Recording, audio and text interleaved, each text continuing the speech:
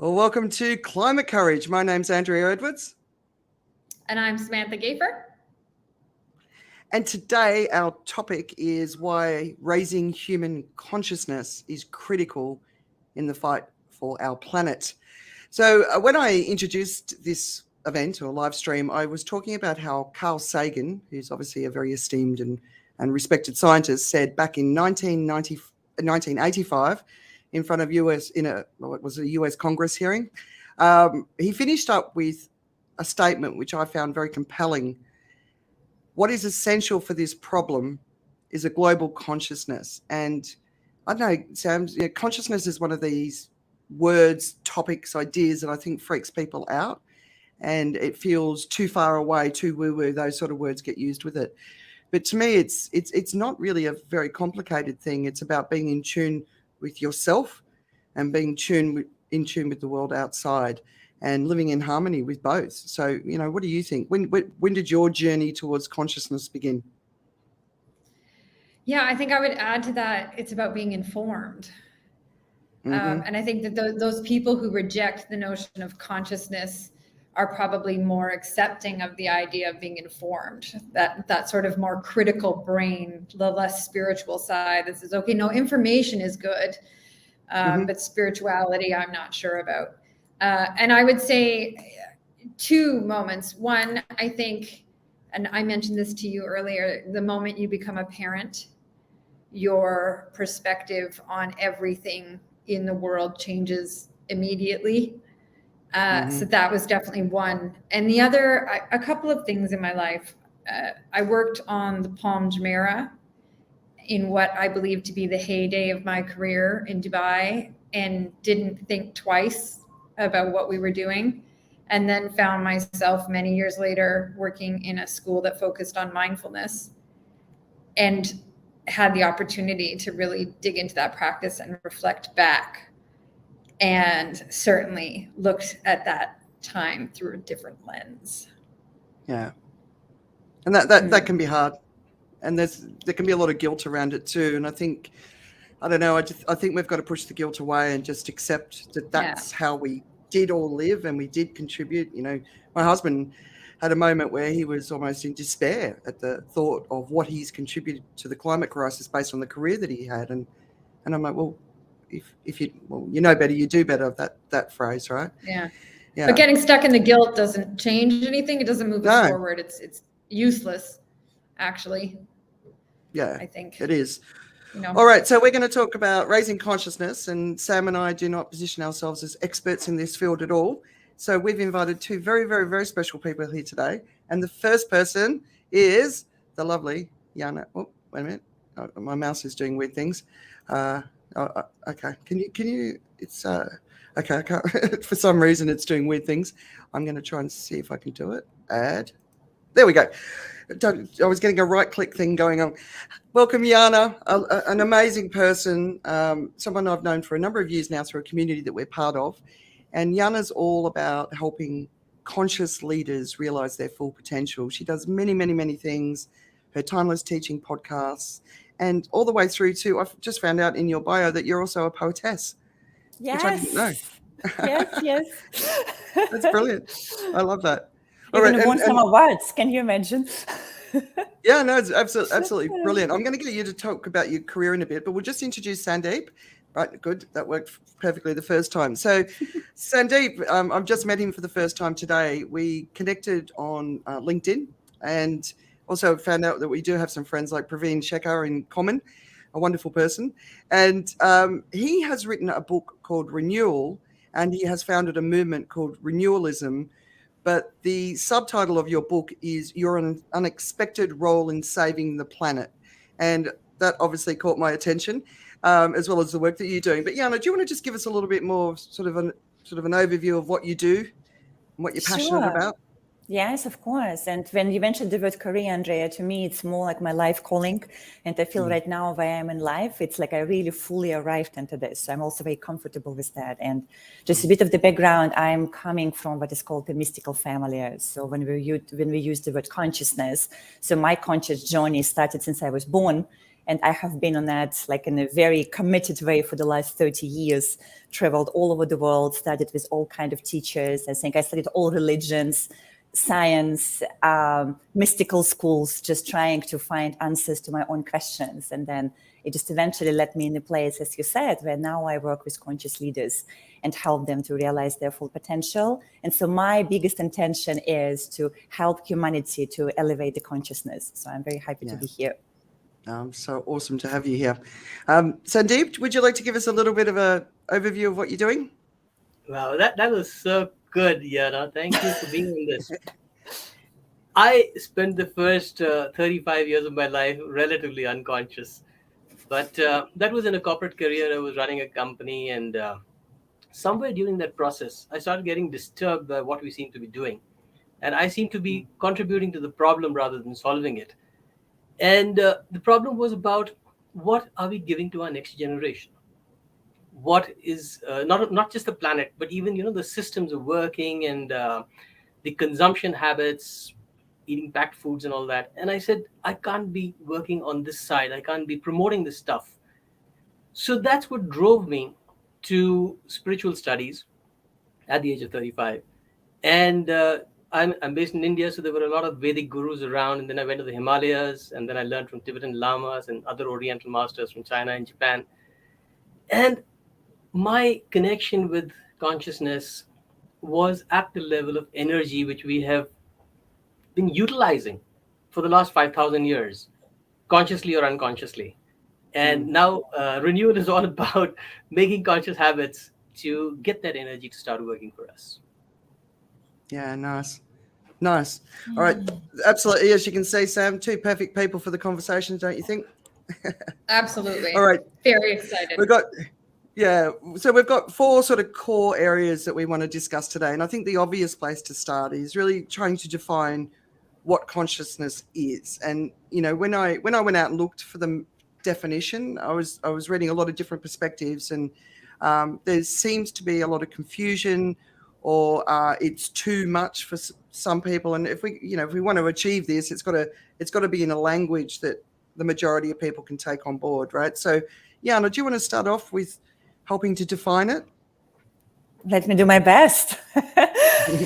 If we keep it simple, and I like to keep things simple, because otherwise, as you said, we just lose people when we start talking about consciousness and states of consciousness and all of this. So the other very simple word is awareness. And it's kind of very similar to what Samantha said, being informed, right? Like in a different way.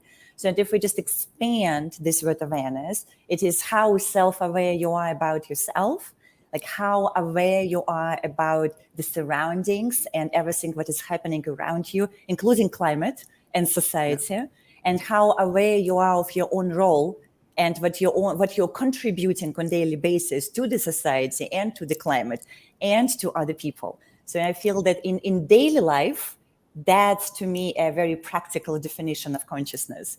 And then, there are all kind of other levels in the spiritual terms, but maybe it's not, maybe not for today. Yeah. It's perfect. Sandeep, Yes, do you got anything to add? But let me try to simplify that further, because we do understand that as humans, we are built at three levels: the body, the mind, and the spirit. Now, the body is a level that we are very familiar with. And where it comes to information and remembering things, being mindful of stuff, I'd say that's the body level. But when it comes to feelings, the emotional intelligence and stuff like that, which is entering corporate jargon these days, that's where we've got to be aware from somewhere deep within of what is the impact of what we do and how we feel, and not shying away from the internal self expressing itself and all that stuff. It's a little difficult to descend to that level. We love the data and information level, but awareness comes with self-awareness and awareness of our impact on things. Now, if you go a level deeper from the mind to the spirit, that's really where consciousness lies, because it's the energetic connection that we have with everything and everybody. We haven't really got a handle on this interdependence of energies, but just to give an example, a mother is always connected to her kids. Always. The umbilical cord is a physical thing. You chop it and you think that they're two separate entities. But the mind is somehow connected. You know how your kid is always feeling. And energetically, you always know what to do before the child expresses it. Don't you? Mothers and fathers for that matter. So because this levels of subtlety increase as we move from body to mind to spirit, consciousness being at the spirit level is a little, like Yana said, it's spiritual woo stuff, but it's just part of who we are and how we connect. Yeah. And the loss of that connection. So George Monbiot did a video yesterday. There's a program called Double Down News, which I recommend everyone follows. And he was talking about the consumer culture and how poisonous it is for us. So I'll just give you one example.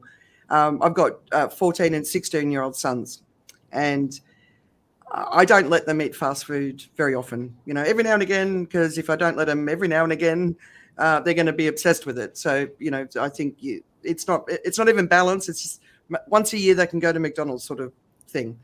And I talk to them about the waste that's produced when you eat it. I talk about deforestation in the Amazon from the burgers. I talk about the chemicals in the food. When they go in, they're fully informed that they're not actually eating food, as far as I'm concerned.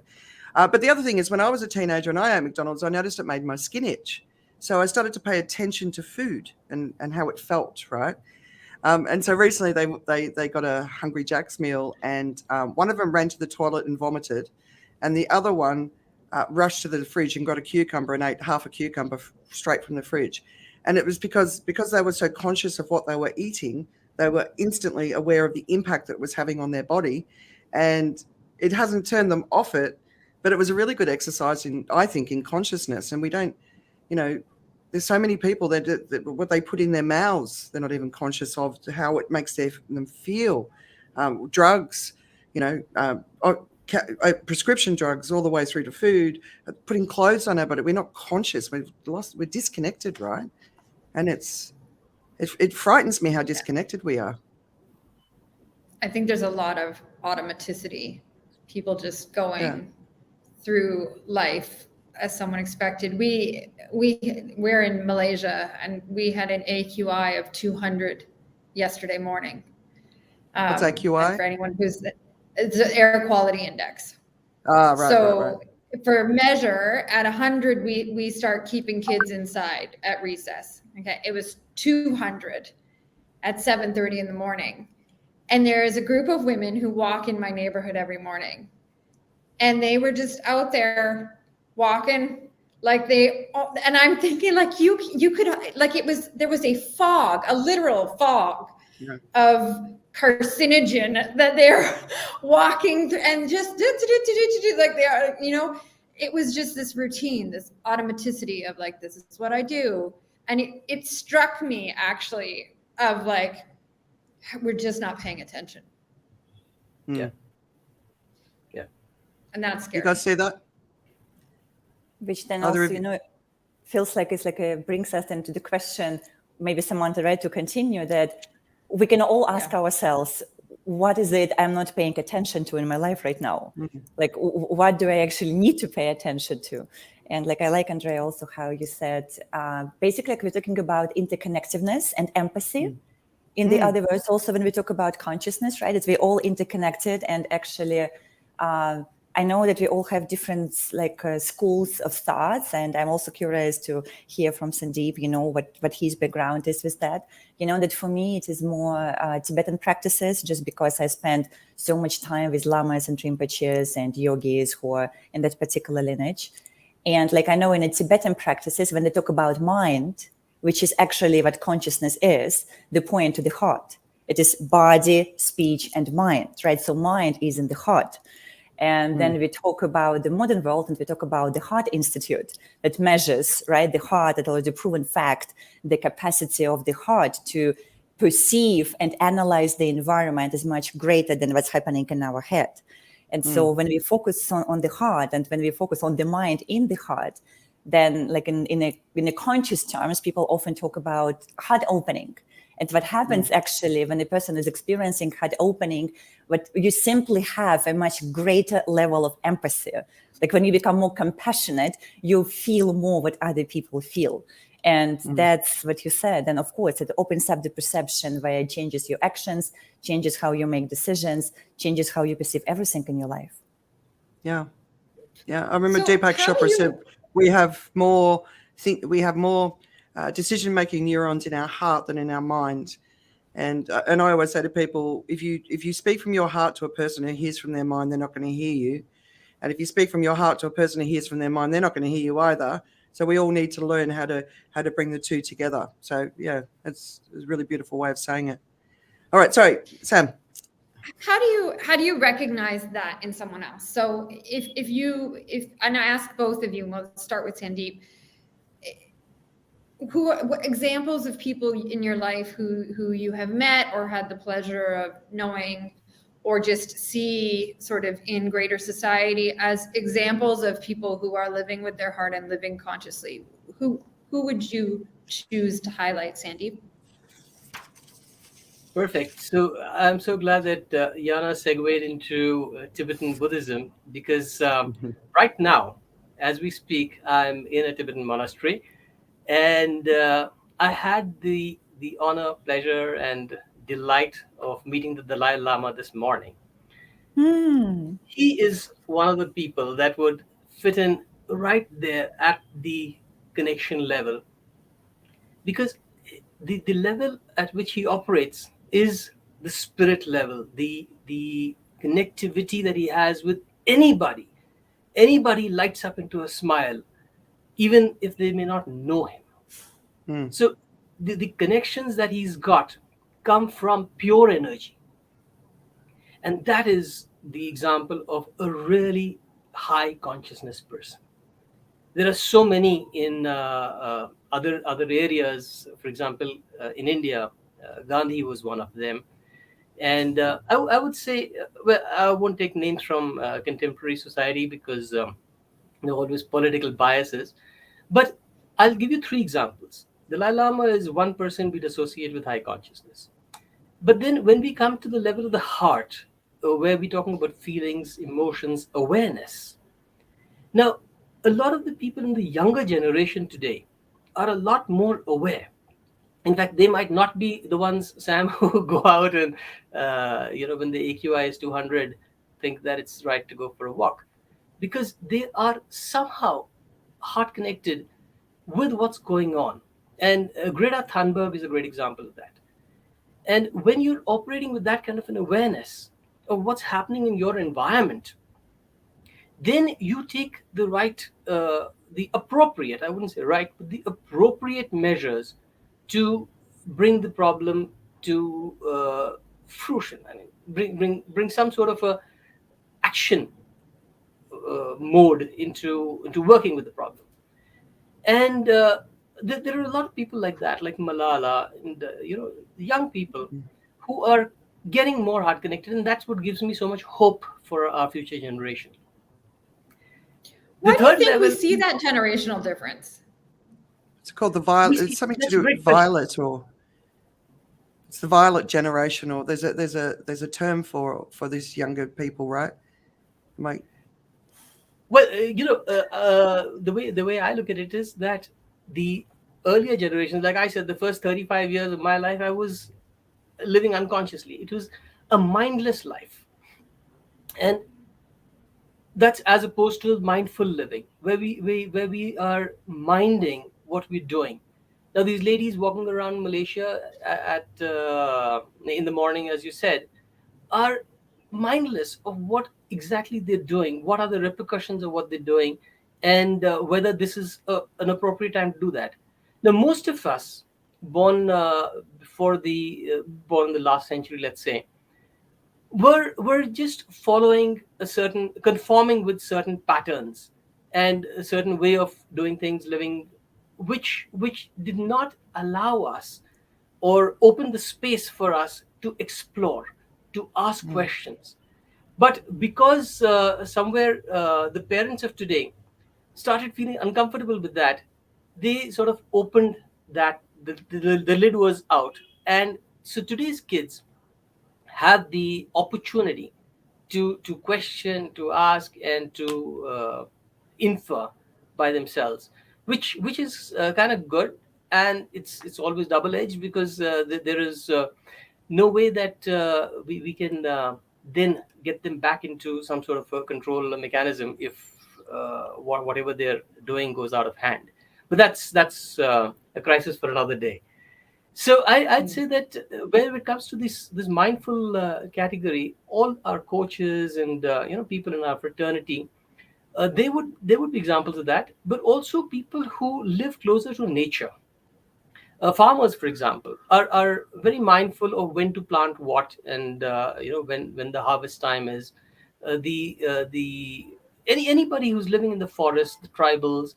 But the moment we come into city life, mindfulness has to be taught. It becomes a program. It costs $500 or whatever, and that is so sad. But that is how we've got down to designing our lives these days. Back to you. Yana, some examples of people who you think embody consciousness?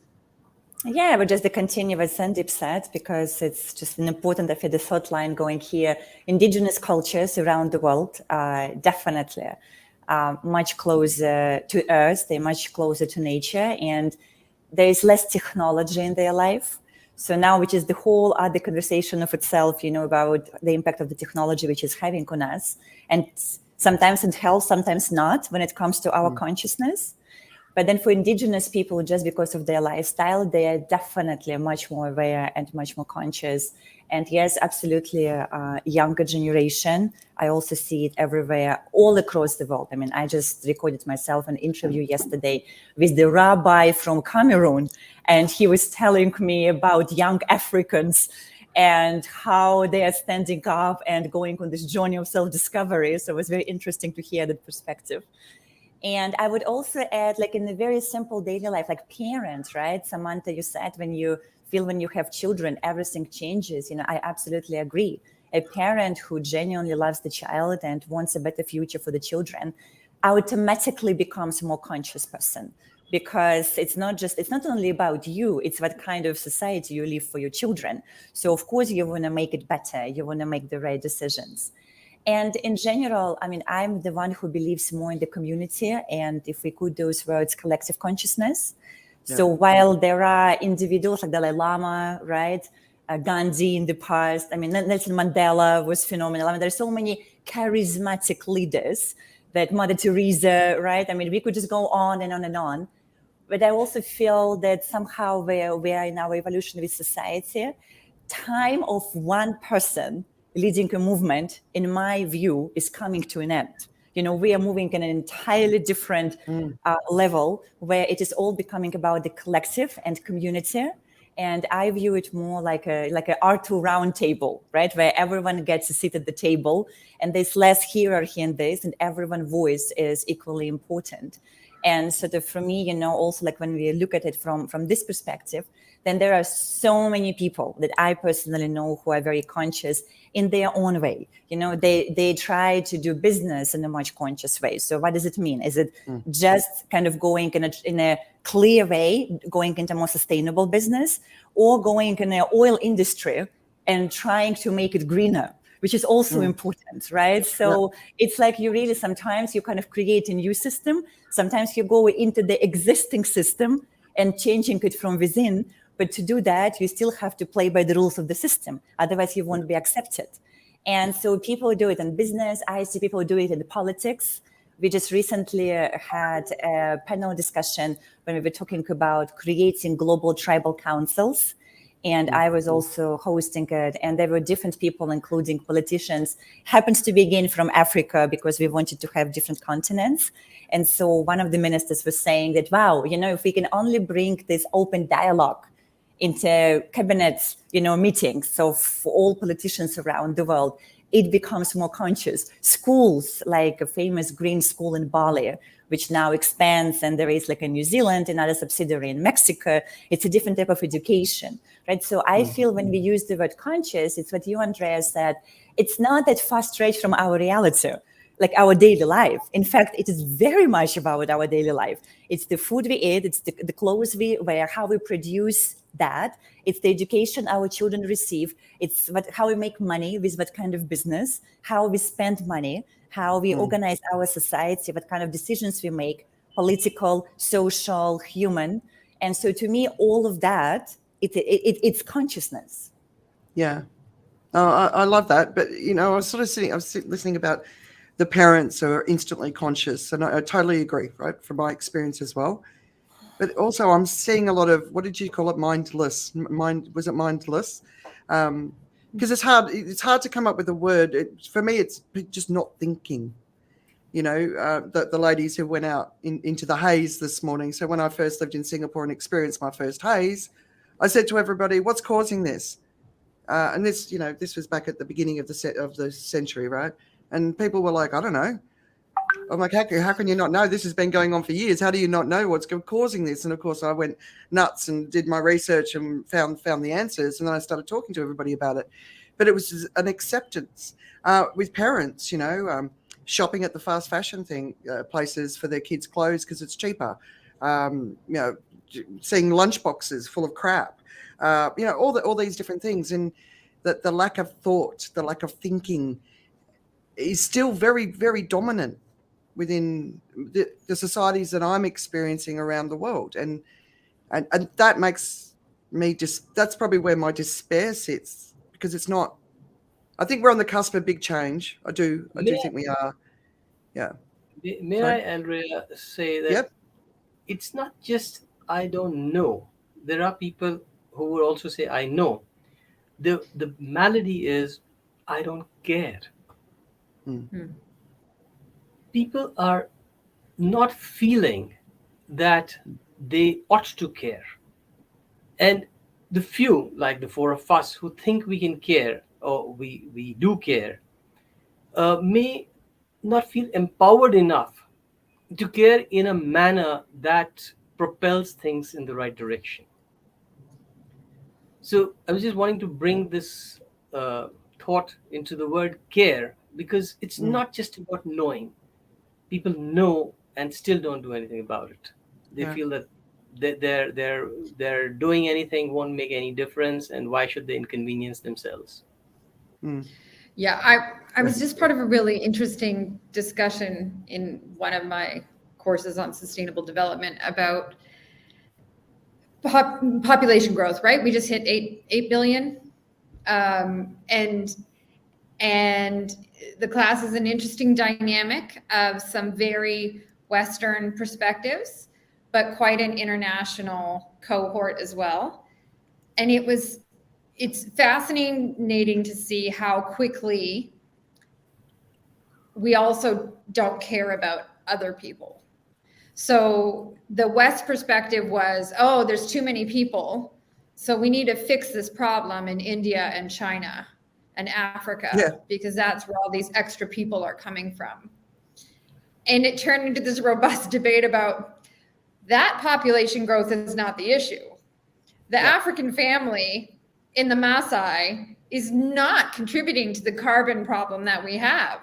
It's you who's living your middle-class life and wants all your toys and bells and whistles and is unwilling to give those things up for any sense of discomfort for yourself, but very quickly willing to say, oh, there's an entire rising middle class lifting themselves out of poverty that shall never have access to the things that I had access to.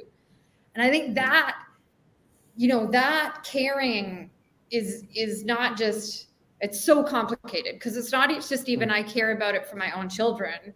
Like, I don't care about it for all those people who live in a place that I don't see or recognize. Yeah, I'm so with you that conversation around population is, when you're tracking the climate conversation, right? It's always in the center of it. And I always say to people, so who are you willing to sacrifice? And they're like, what do you mean? I said, well, if you think population's an issue, then we obviously have to sacrifice some. So who is it? In the north, in the south, Africa, India, what? The reality is, if we change the way we eat and live and all get back in harmony with Earth and plant-based diets, we can have many, many more billions of people. So it's not the population that's the issue. I believe it's how we live that's the issue. I just thought you'd be pleased to know that Barbara Arrowsmith Young is here, the lady who wrote The Woman Who Changed Her Brain. Lovely lady. Thank you for joining us. Barbara. Yeah. Thank you for all being right, so, here. yeah, she's amazing. Very what she has created has transformed my son's life. So I'm very grateful to her. Okay, another one. When we speak of raising consciousness, specifically in regard to the planetary emergency, and the reason I say planetary emergency is because it's not just about climate change. It's about, ecosystem collapse. It's about societal issues. It's about people being able to live with dignity and security around the world. It's about taking care of the climate refugees. There's so many aspects to it, geopolitical crises that we're seeing. When we think about it from a consciousness perspective, how does it translate into meaningful action? So do you want to start with this one, Jana? Yes. It's a big question, I know. Sorry. It's a big question. Yes, it's like, it's a big question. I think we can also start very simple. So when we talk, because sometimes when we talk about sustainability in general or what is happening in the world right now, then people get overwhelmed. It's like, okay, there are people there are people who don't know. There are those who know and don't care. There are those who know and care, but then where do you begin, right? If you know and care, it's like there's like so much that needs to be done. So what I also hear sometimes, people just almost like a panic attack from not knowing where to begin. And I find, and that's kind of, could lead a person into the sense of being hopeless. And what can I do? I'm just one person. Like, I'm a small common man or woman. I mean, what possibly can I do to make this something better in what we're experiencing right now? So I feel it's important to bring it home, like to bring it to our communities and, keep it very much engaged with our life. And just looking around, like in your neighborhood, what is happening around where you live, in the place where you live, what is happening in the city that you live, in a school where your children, go to school, or in a government, how they make decisions, right, in a country that you live, or like in a town that you live. So I feel that it's kind of starts with this maybe word social activism, like I can't, come up with the better word, but like in a very good sense of it, when you start asking questions, and also especially people who are in official leadership position, challenging it with kindness and compassion. Like, I'm not saying throwing stones at anyone, but, having a very healthy grown-up discussion. When someone says, okay, we're going to pass this law, we're going to make this decision for our community, you can raise your hand and ask, well, I would like to understand why. Like, can you give me more background about how exactly is it going to affect my family and my own children? Right? Can I see the reports myself? Just be more informed, like, to this. So that I think any human being can do. And in my view, every citizen probably should, if we want to create and if we wanted to step up. And also then on the other hand, it's interesting. I had just today in the morning another conversation with the amazing person from Australia, a professor. And he was referring to it a bit like if we were bees, right? So, and then there are, like, it's a community. And there are bees who are kind of on the front line. There are like bees who are supposed to be the warriors. And, they go there and they go, okay, we have to save the planet. We have to do this. We have to do that. They are the fighters. They are the warriors. But it's not 100% of the population. It's a certain number of people. And there are some other bees who are meant to go, about their daily work and do daily thing to make sure that the hive survives and we have food and we have all other things. And so he was kind of saying that what we could do as a human being, you have to choose for yourself. Like, are you the person by your mind, your background and your personality and your belief system, are you the one who actually wants to be in the front line? Do you want to be in the limelight? Do you want to be that kind of leader, that kind of warrior that goes in front and says, well, I take a stand, right? And I ask questions and I do that. And realistically, it's not for everyone, and it's okay. Not everyone has to do that. But then other people who might feel that this is not what they are wired to do, their role is than to support those who are in the front line. So, or at least don't intervene, right? So at least don't throw stones. So if you cannot help, at least don't disturb them. But then if you can help, then help. Help with resources, help with the network, help with the emotional support, help with sharing their information to your network. Talk about that and about around your family dinners, right? You always can help. It's just the question is like how exactly you're gonna play this role in the society. And I feel that everyone can find a role to play which is comfortable with who they are as people. Yeah, I think we're all nodding because we're all like, yes. Yeah. I mean, it's all about community now, and global communities, regional, but local communities. I was reading something the other day. The time has come to really come together as a community and start planting your gardens and start managing your resources and start taking care of each other. And we've got to, COVID was the great teacher of shrinking our lives. And now we're back out. They say when the student's ready, the teacher comes. I'm not really sure.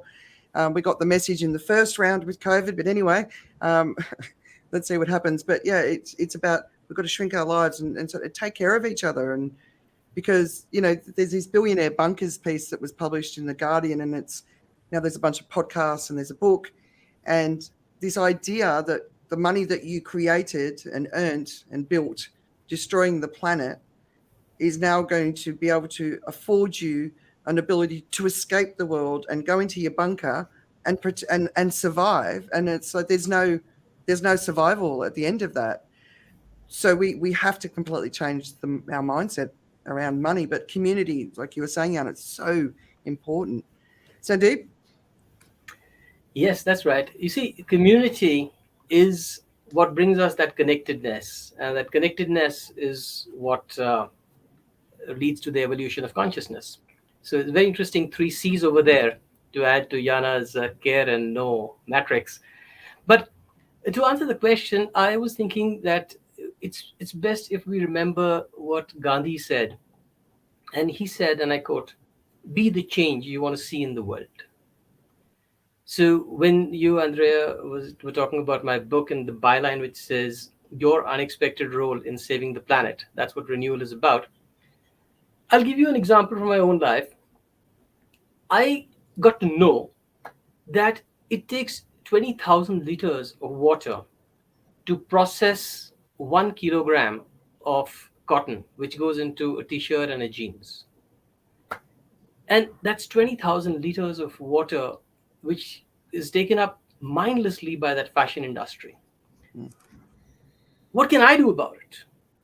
I decided to do 2 things, which I found while I was thinking about it, worked pretty well for people like Barack Obama and Steve Jobs and numerous others who were quoted in the book.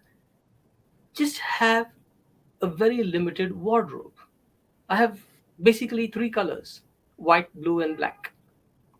And I have just a few shirts and a few jeans. And that is my role in saving the planet and saving water and making sure that I don't have to take too many decisions every morning about what to wear and what goes with what, because it just goes together by default, a blue and a black.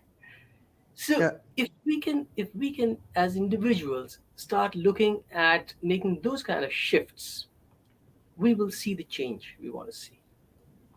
We just be it. Yeah. So there's a lot of, like, especially the American sort of I earned it. I have a right to it. That sort of mindset, individual sort of mindset, and you can often see it in the media and in interviews. And it's for me, it's a pretty uncomfortable thing, that a white person who says, "Well, I deserve this," who was born into a white family with a level of privilege. And they're incapable of seeing that a person of color who's born into a lower income family where there might be other issues like drug addiction or violence or whatever, the school system is not invested in by the state the way the white school system.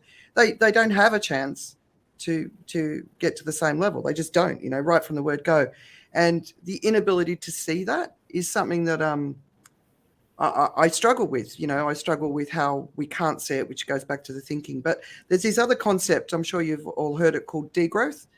Yeah, have you heard about degrowth? So I shared a piece yesterday, and a lot of the ideas around what we need to do to change the world, people will put the label of socialism on top of it. And of course, that's an instant word that creates division because it's been politicized. But I just wanted to share a quote from this. It's a bit of a long paragraph, but I'll share it because I think it was a really good one. So degrowth offers expansive local common modes of production and consumption, provisioning low impact, low energy use lifestyles, including communal and community supported food production, community owned housing, energy and utilities, low energy buildings, shared childcare, digital commons, credit unions, cooperative ownership of businesses, regenerative approaches to operating within biosphere boundaries, durable, repairable, shareable products, decent wages, reduced working hours, and universal basic income, care income and services, as well as taxes on excessive wealth and destructive activities. And to me, that paragraph kind of just sort of summed it all up. That's where we need to go when we need to go. And it needs to be a very rapid shift based on where we are from an environment perspective. Do you guys, I mean, when I listen to what you were both saying, I'm hearing degrowth within your message too. But people are terrified of it. Is it scary? It's like I feel just like with everything else, any change, a human being, the mind of the human being is terrified of change. And I think to some extent it always stays with people. And so we kind of learn to deal with change better, usually when we mature, but still people don't like change. And so I don't think it's just not the degrowth itself as the model. It is just such a drastic change to how humanity has been living for a very long time. And like with any change, someone just has to start. One person, and then another person, and then another person. And before you know, you have like a group of people who is doing it.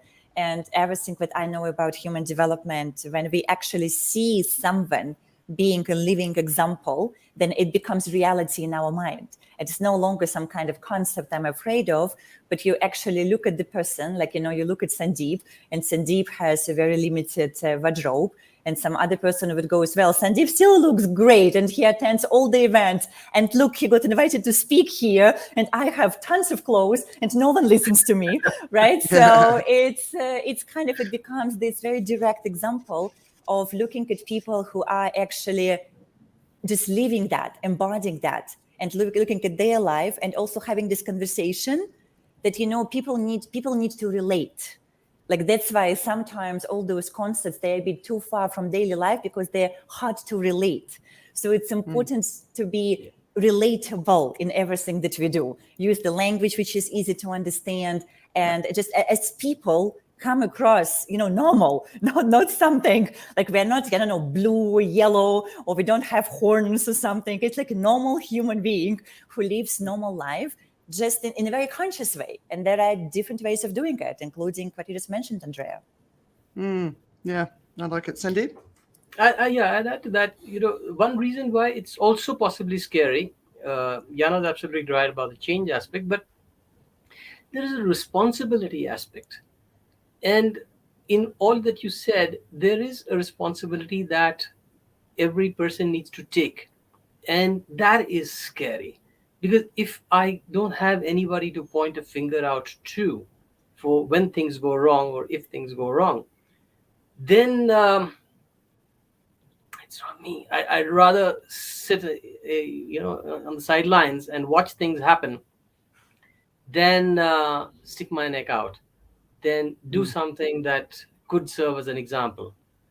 So if we get into some sort of a position to get people to feel a little more empowered about taking responsibility, if we minimize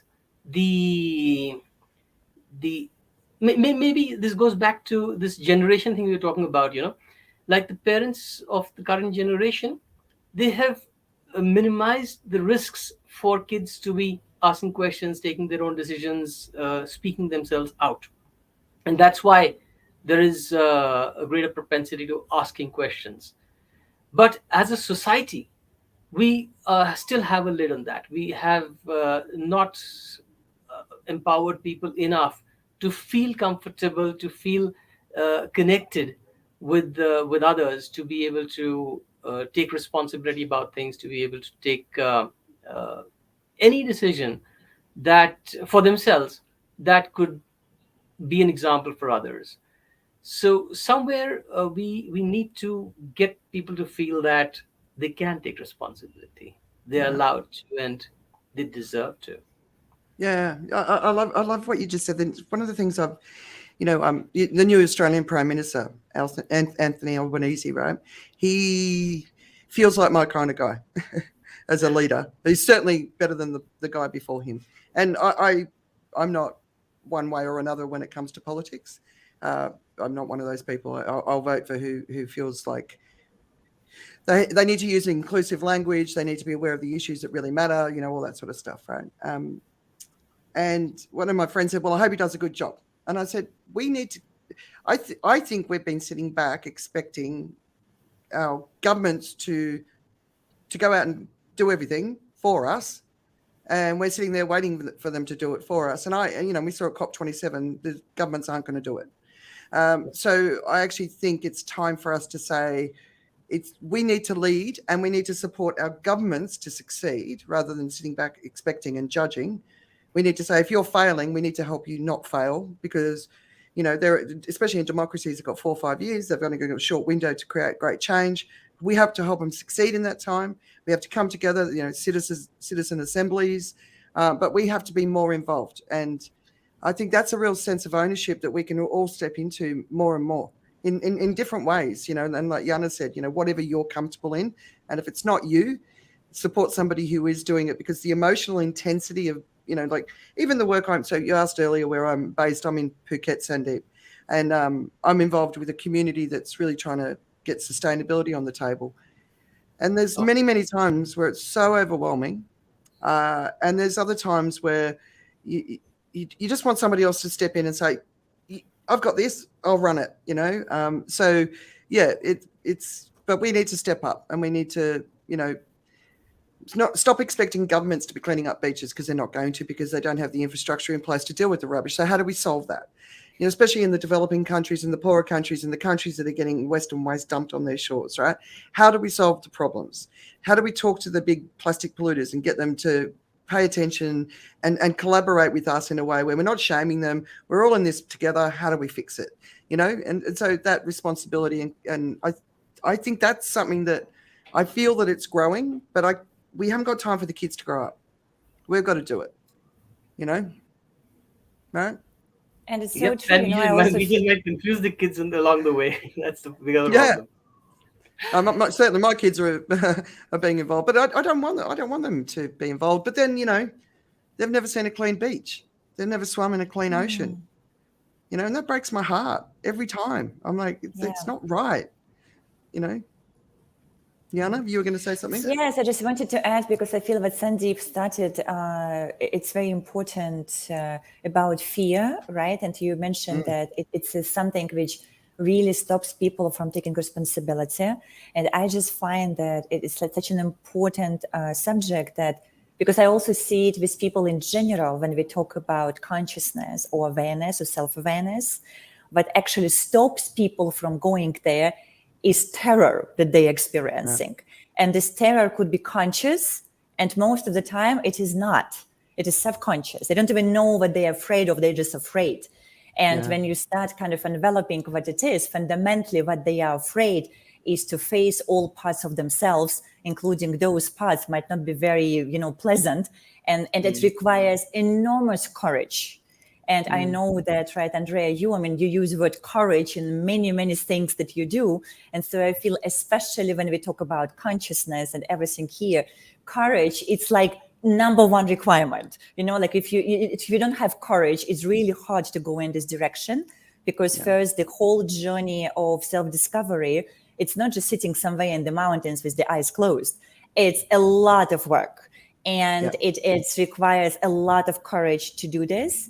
And that's why we often say it's people who are actually courageous, who have this tenacity, this ability to do this.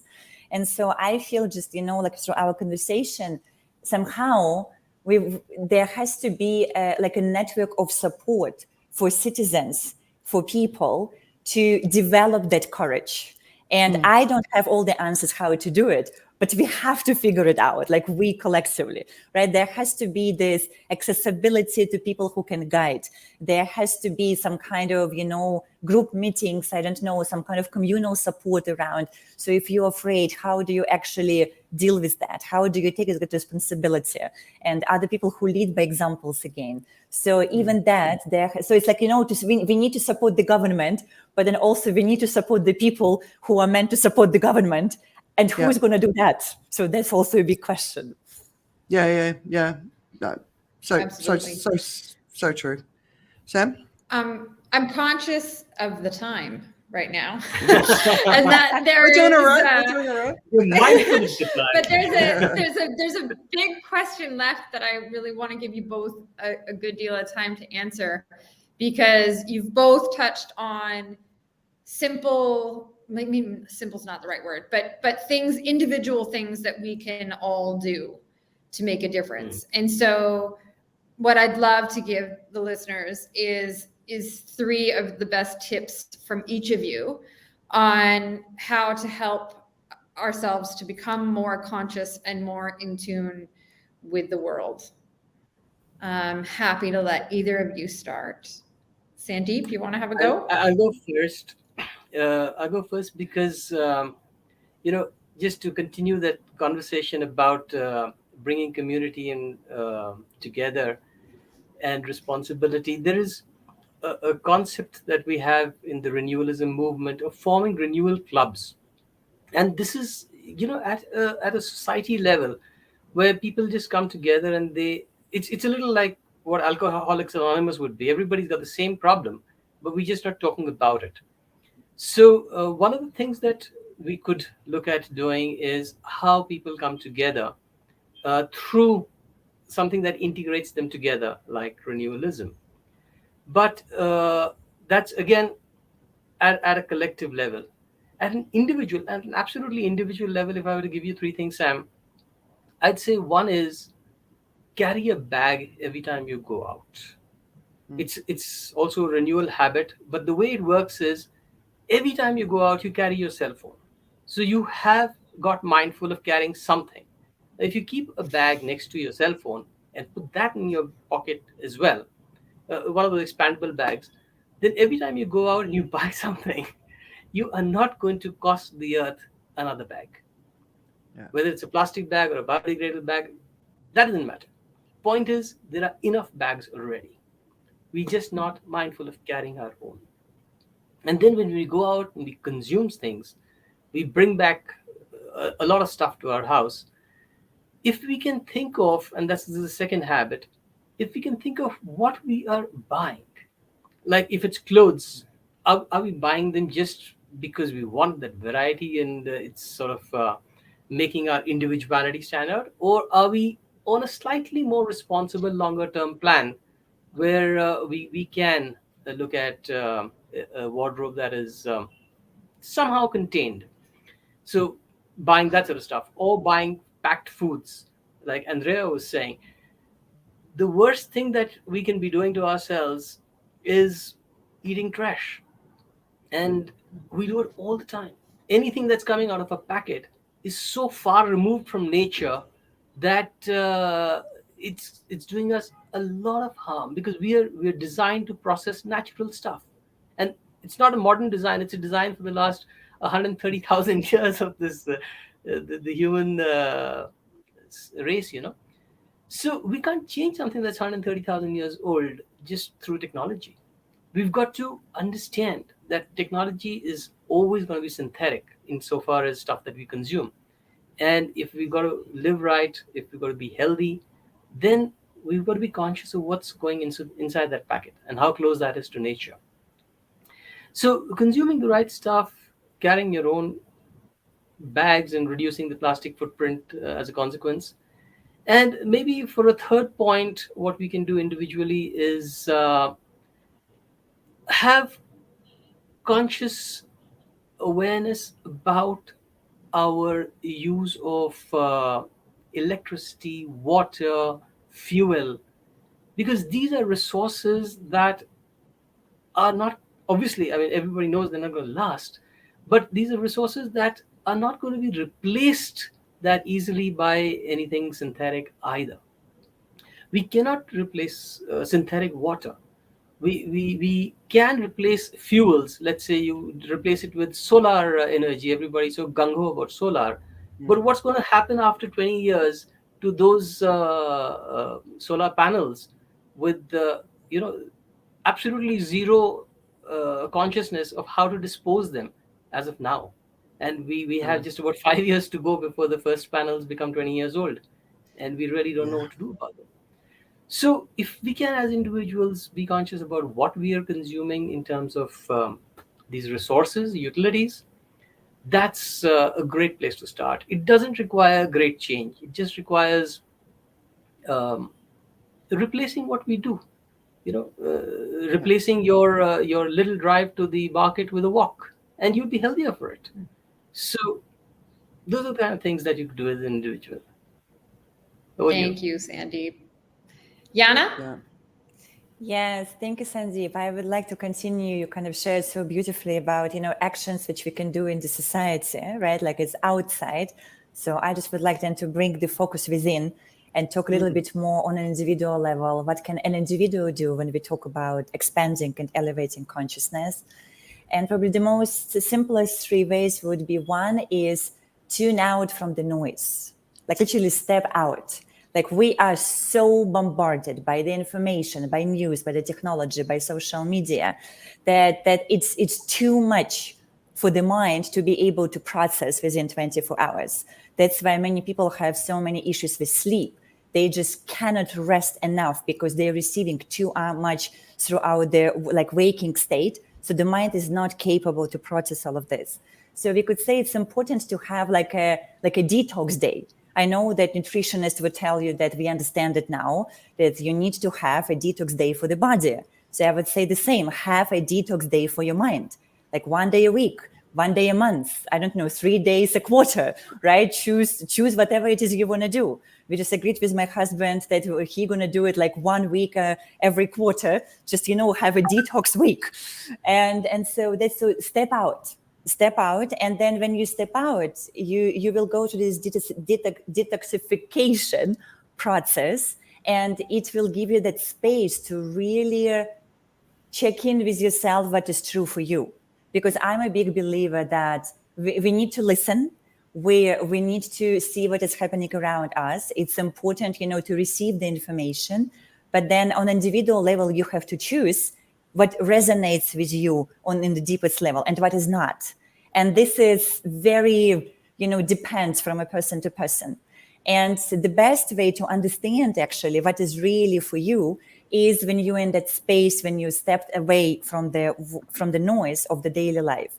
So then you spend this time with yourself, even reflecting maybe on that, what we talked today about consciousness, right, about climate, what can you do, but then process for yourself. So what is really true for you in that?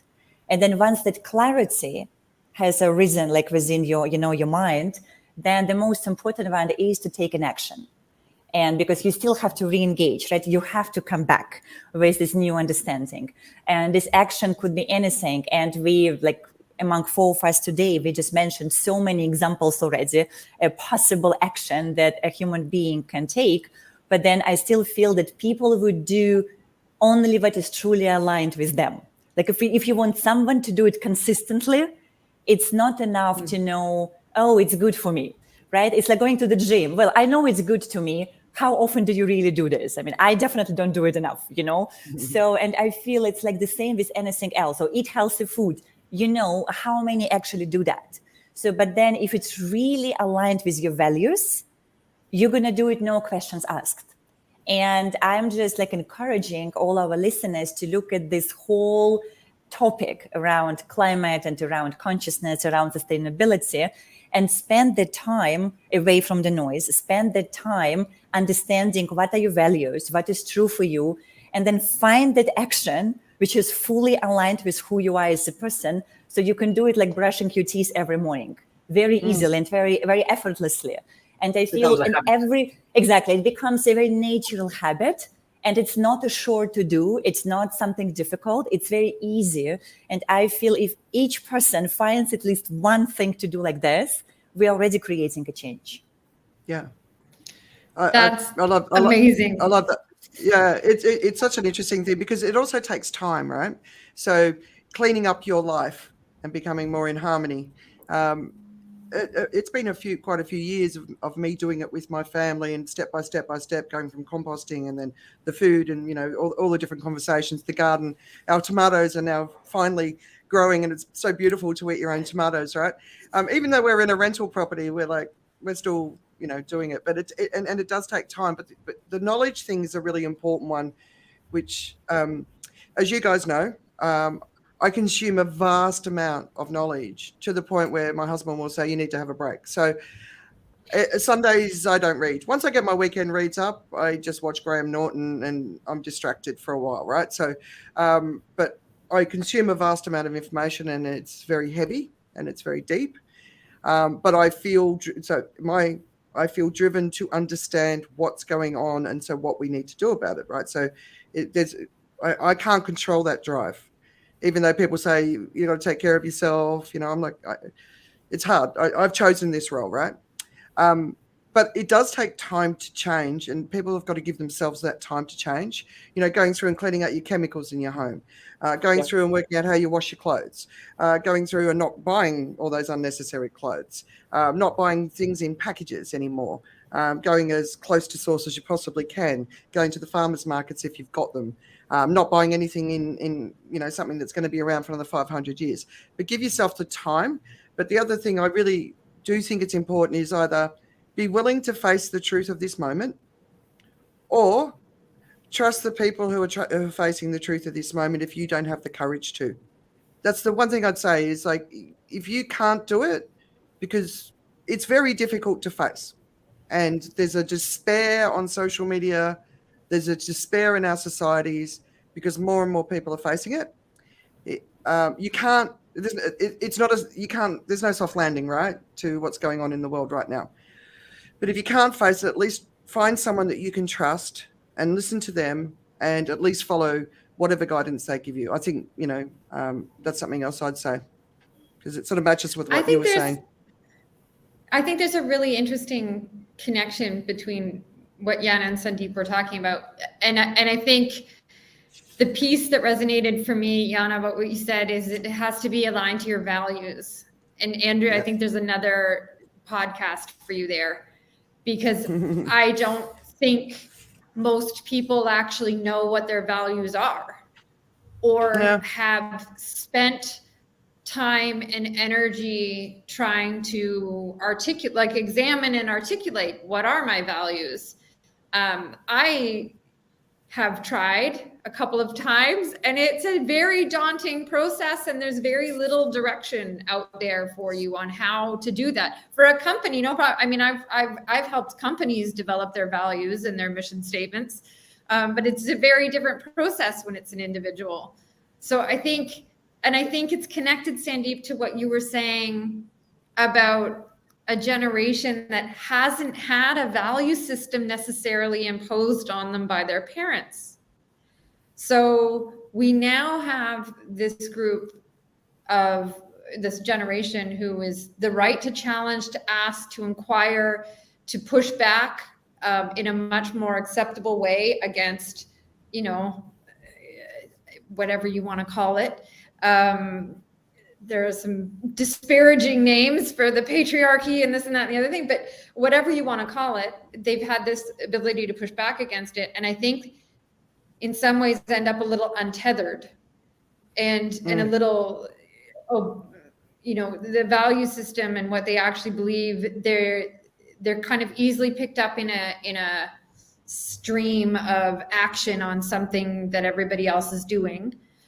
But when you actually peel those layers away to say what resonates with me, like what Jana was saying, I don't know how many people, Andrea, I know you know that answer.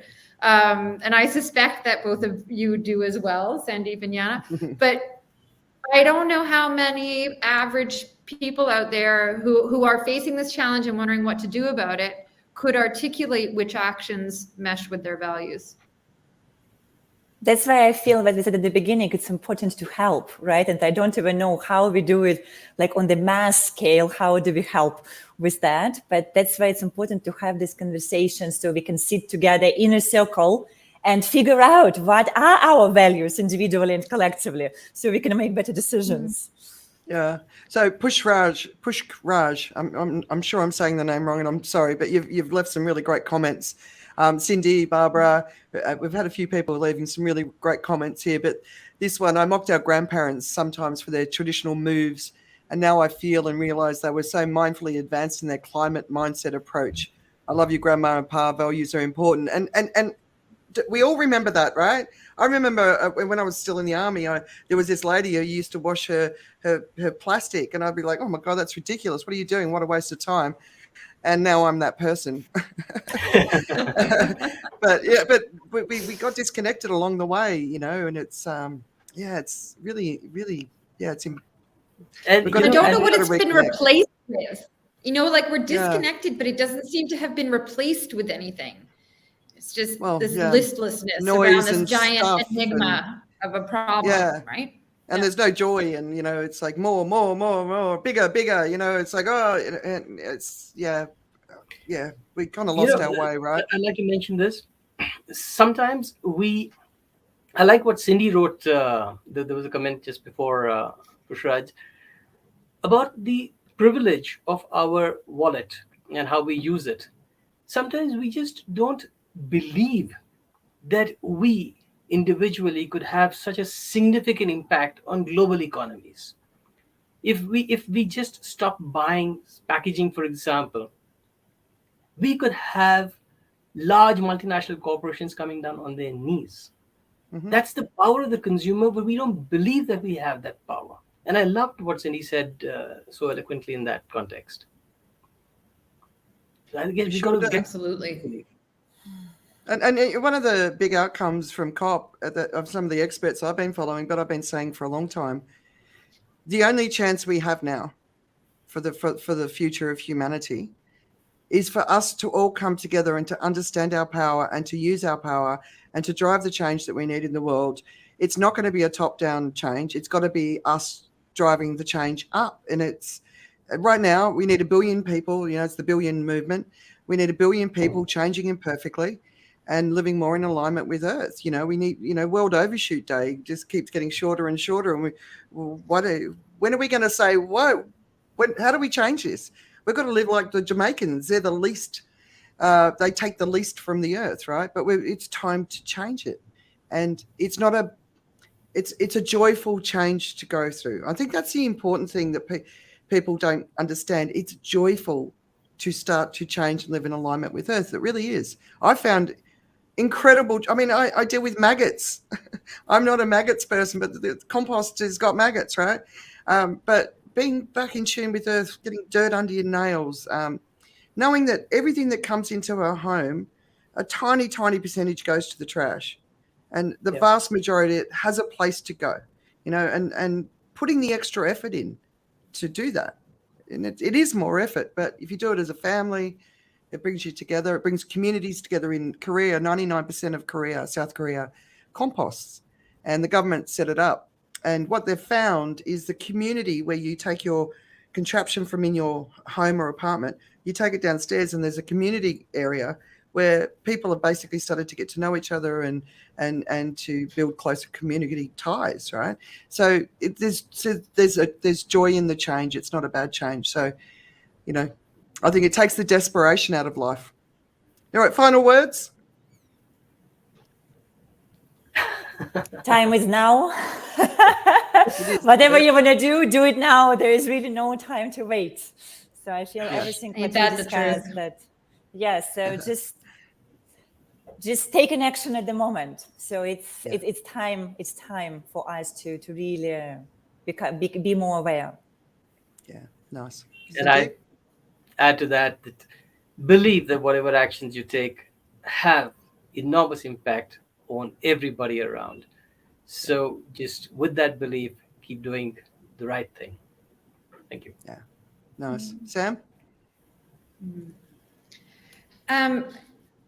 I think that for me, it's about normalizing the conversation and supporting it. So talking to your friends and family about it, because it's like this giant elephant in the room, and everybody is afraid that if they say it, they're going to be seen as a green, agenda driving crazy person, where I think that you'll find that most people are actually concerned about the exact same things right now. And if we talk to each other, then we can support each other, and then we can drive action together. Yeah. Yeah. And speak up and share what you're doing, talk about what you're changing, share the joy of the change as well, because you can inspire so many people with what you're doing, and support the people who are out there who've been at the front line for a long time, because everyone's tired. They've been fighting hard. And now that the world's starting to wake up to what needs to happen, they could really do it with a boost of energy to know that what they've been doing is meaningful. So that's something I'd say. So Sandeep and Jana, thank you so much for coming. I really appreciate it.